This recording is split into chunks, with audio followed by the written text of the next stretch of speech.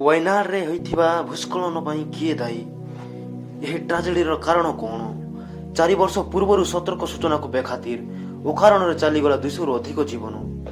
ତ ଦର୍ଶକ ବନ୍ଧୁ, କେରଳର ୱାଇନାଡ଼ରେ ଭୟଙ୍କର ଭୂସ୍ଖଳନରେ 200ରୁ ଅଧିକ ଜୀବନ ନେଇଛି। ଏବେ ବି ମାଟି ଅତଳା ତଳୁ ଜୀବନ ଖୋଜୁଛନ୍ତି ଉଦ୍ଧାରକାରୀ ଦଳ। 170ରୁ ଅଧିକ ଆହତ ହୋଇଥିବା ବେଳେ ଶତାଧିକ ନିଖୋଜ ଅଛନ୍ତି।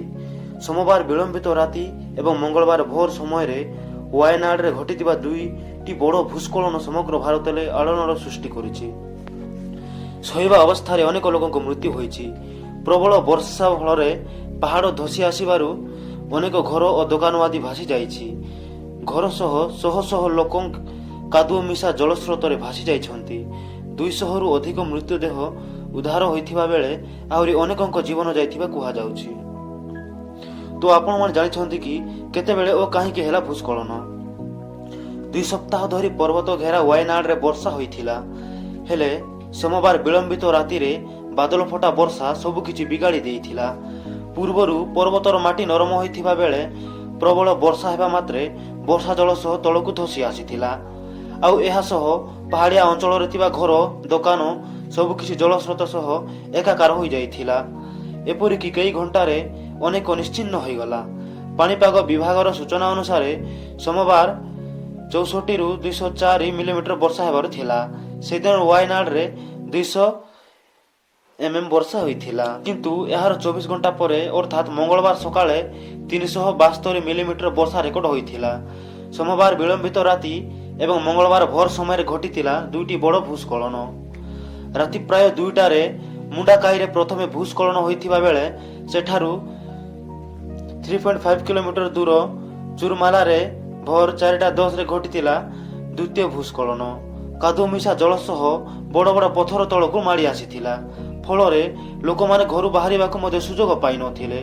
ଘଟଣା ପରେ ସେନା, NDRF, ପୋଲିସ ଟିମ୍ ଉଦ୍ଧାର କାର୍ଯ୍ୟ ଆରମ୍ଭ କରିଥିଲେ।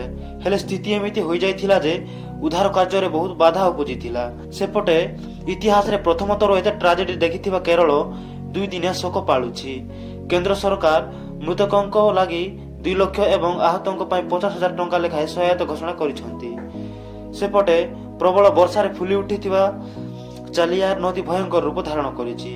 ନଦୀ ତଟରେ ଥିବା ପଥୁକାଲୁ ଏବଂ ନିଲାମ୍ବୁରର ଲୋକେ ନଦୀରେ ଭାସି ଆସିଥିବା ଅନେକ ଘର ଓ ଶବକୁ ଦେଖି ସ୍ତବ୍ଧ ହୋଇଯାଇଥିଲେ।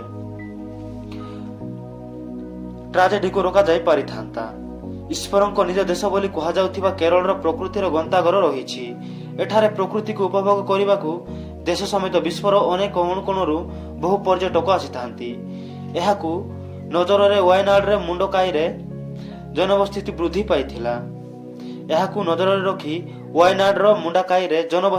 ପାଇଥିଲା।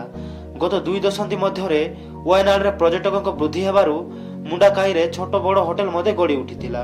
ତଥାପି ଏତେ ବଡ଼ ଦୁର୍ଘଟଣାକୁ ଏଡ଼ାଇ ଦିଆଯାଇ ପାରିଥାନ୍ତା। 4 ବର୍ଷ ପୂର୍ବରୁ ରାଜ୍ୟ ବିପତ୍ତି ନିରାକରଣ ପ୍ରାଧିକରଣ ଦ୍ୱାରା ଗଠିତ ଏକ ଉଚ୍ଚସ୍ତରୀୟ କମିଟି ରିପୋର୍ଟ ଦେଇଥିଲା ଯେ ୱାଇନାଡ଼ରେ ୱେଷ୍ଟର୍ଣ୍ଣ ଘାଟରୁ 4,000 ପରିବାରକୁ ସ୍ଥାନାନ୍ତର କରିବାକୁ ହେବ। ଭୂସ୍ଖଳନ ପ୍ରବଳ ଅଞ୍ଚଳ ମୁଣ୍ଡାକାଇକୁ ନେଇ କମିଟି ଉଦ୍ବେଗ ପ୍ରକାଶ କରିଥିଲା। ମୁଣ୍ଡାକାଇ ଗାଁରୁ ଭେରାଲମାଳା ପର୍ବତ ସୌନ୍ଦର୍ଯ୍ୟ ଉପଭୋଗ କରୁଥିଲେ ପର୍ଯ୍ୟଟକ। ଏହି ପାହାଡ଼ କ୍ୟାମେଲ ହମ୍ପ ପର୍ବତମାଳାର ଅଂଶ ହୋଇଥିବା ବେଳେ ଏଠାରେ ଭୂସ୍ଖଳନ ଅଧିକ ଦେଖାଯାଏ।